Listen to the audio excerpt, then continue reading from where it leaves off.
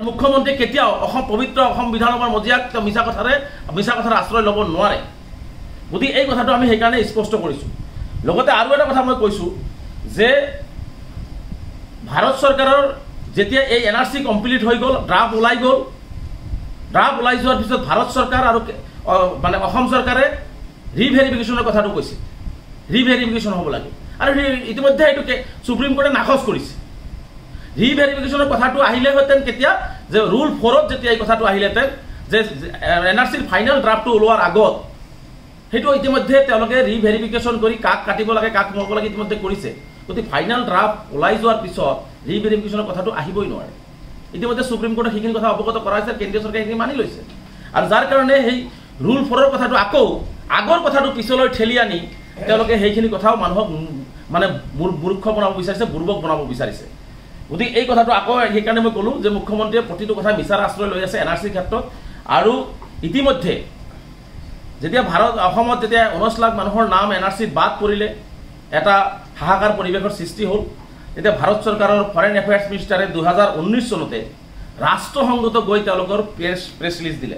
ৰাষ্ট্ৰসংঘত গৈ আমাৰ তেতিয়াৰ বৈদেশিক সচিব বিক্ৰম ঠাকুৰ সিং তেওঁ সম্পূৰ্ণভাৱে NRCখন শুদ্ধ, আইনগত, বিধিসন্মত আৰু সকলো পৰীক্ষণৰ অন্তত NRCখন সম্পূৰ্ণ কৰা হৈছে, যিটো ভাৰত চৰকাৰৰ গৃহ মন্ত্ৰালয়, ভাৰত চৰকাৰৰ ফৰেইন এফেয়াৰ্ছ মিনিষ্টাৰে ইতিমধ্যে প্ৰেছ ৰিলিজ যোগে কৈছিল। সেই কথাখিনি বিদেশ মন্ত্ৰালয়ৰ ফালৰ পৰাও কিন্তু ৰাষ্ট্ৰসংঘতো কোৱা হ'ল। আৰু ৰাষ্ট্ৰসংঘত স্পষ্টকৈ বিবৃতিত কোৱা হৈছে যে যিকোনো NRC লৈ যিকোনো সিদ্ধান্ত ল'বৰ কাৰণে, কাৰ্যকৰী কৰিবৰ কাৰণে ভাৰতীয় আইন ব্যৱস্থা আৰু গণতান্ত্ৰিক পৰম্পৰাই হ'ব মূল হোতা।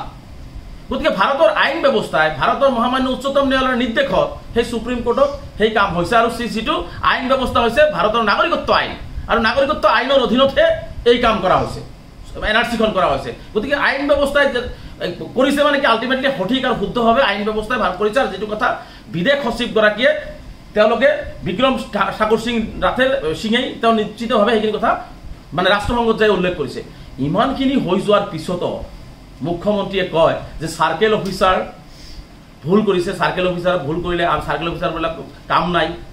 মুখ্যমন্ত্ৰীয়ে এইটো কথাও জনা উচিত, তেওঁ আইনৰ ছাত্ৰ, যে NRCখন যেতিয়া হৈছিলে সম্পূৰ্ণ NRCখনত যি ভাৰত চৰকাৰৰ যেতিয়াই কোনো এটা কামত কোনো এটা ষ্টেটৰ অফিচাৰক কোনো কামত লগাব, সেইটো কেন্দ্ৰীয় চৰকাৰৰ এমপ্লয় হৈ যায়। মুখ্যমন্ত্ৰীয়ে এইখিনি জনা উচিত, যেতিয়া NRCৰ কামত যেতিয়া এটা চাৰ্কেল অফিচাৰক লগাইছিল, সেইটো তেতিয়া মুখ্যমন্ত্ৰীৰ অফিচাৰ নাছিলে নহয়। সেই ৰাষ্ট্ৰীয় নাগৰিকপঞ্জীত কাম কৰিবৰ কাৰণে কেন্দ্ৰীয় চৰকাৰে তেওঁলোকক এপইণ্ট কৰিছিলে আৰু তেওঁলোকক কেন্দ্ৰীয় চৰকাৰে সকলো ধৰণৰ সুবিধা দিছিলে।